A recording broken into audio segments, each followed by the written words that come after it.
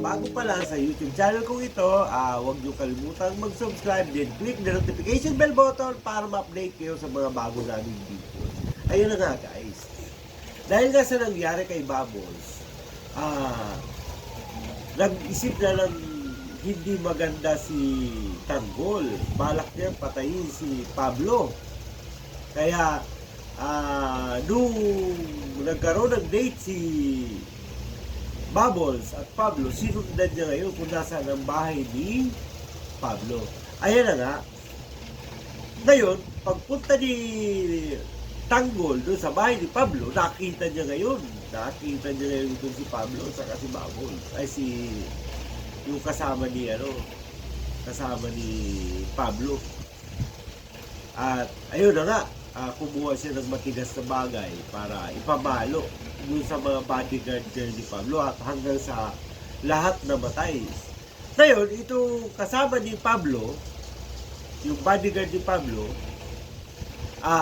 ibinalibag na yun ni Tanggol hanggang sa labas.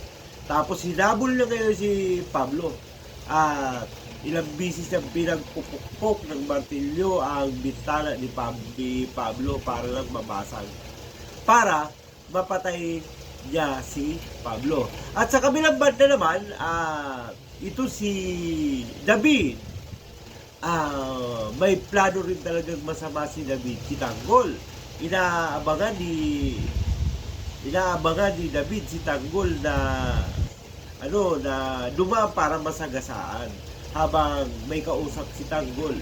Ngayon, nung dumaan niya si David, si Tanggol, agad-agad na sinagasaan niya yun ni David. At napaghalataan din naman agad ni Tanggol na sasagasaan siya, di nakatalon siya, at hinugot niya yung itak doon sa magbubuko para ipangganti. At nung nakita niya, at nung lumabas yung driver, nakita na yun si David. Ngayon, gusto ni David na barilin na si Tanggol. Pero dahil nga sa nakilala sila at maraming mga tao, ay hinayaan na lang ni David na tumakbo ngayon si Tanggol para makaalis doon sa lugar.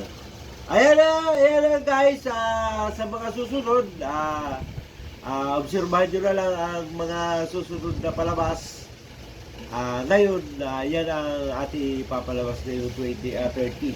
Okay, bye-bye.